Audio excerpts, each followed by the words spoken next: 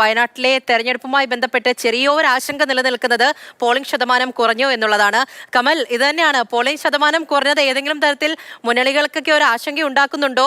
സാധാരണ ഇങ്ങനെയല്ല വരേണ്ടിയിരുന്നത്. പ്രധാനമായിട്ടും എന്തായിരുന്നു സ്ഥാനാർത്ഥികളൊക്കെ ഓരോരുത്തരും പറഞ്ഞത് എന്ന് നമ്മൾ കേട്ടതാണ്.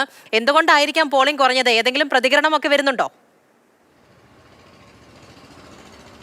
പൂജ, ഇപ്പോൾ ലഭിച്ചിരിക്കുന്ന ഔദ്യോഗിക കണക്കനുസരിച്ച് ഇതുവരെ ലഭിച്ച കണക്കനുസരിച്ച് 64.53% പോളിംഗ് ആണ് വയനാട്ടിൽ രേഖപ്പെടുത്തിയിരിക്കുന്നത്. ഇനിയും അന്തിമ കണക്ക് അത് ഉയർന്നേക്കാം. എന്നാലും കഴിഞ്ഞ തെരഞ്ഞെടുപ്പിലെ 73%-ലേക്ക് ഒരു കാരണവശാലും എത്താൻ സാധ്യതയില്ല. അതായത് പോളിംഗ് ശതമാനത്തിൽ വലിയ കുറവായിരിക്കുന്നു.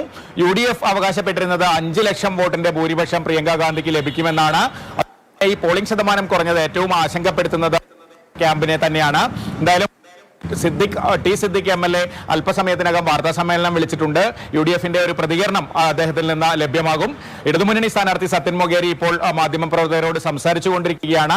ഈ പോളിംഗ് ശതമാനം കുറഞ്ഞതുമായി ബന്ധപ്പെട്ട ഇടതുമുന്നണിയുടെ പ്രതികരണം അവിടെ നിന്ന് ലഭ്യമാകുമെന്നാണ് പ്രതീക്ഷിക്കുന്നത്. ഇടതുമുന്നണി ആദ്യം മുതൽ പറയുന്നത് ഇത് വയനാട്ടിലെ ജനങ്ങൾക്കുമേൽ അടിച്ചേൽപ്പിച്ച തെരഞ്ഞെടുപ്പാണ് എന്ന ഒരു വാദമാണ് ഉയർത്തുന്നത്.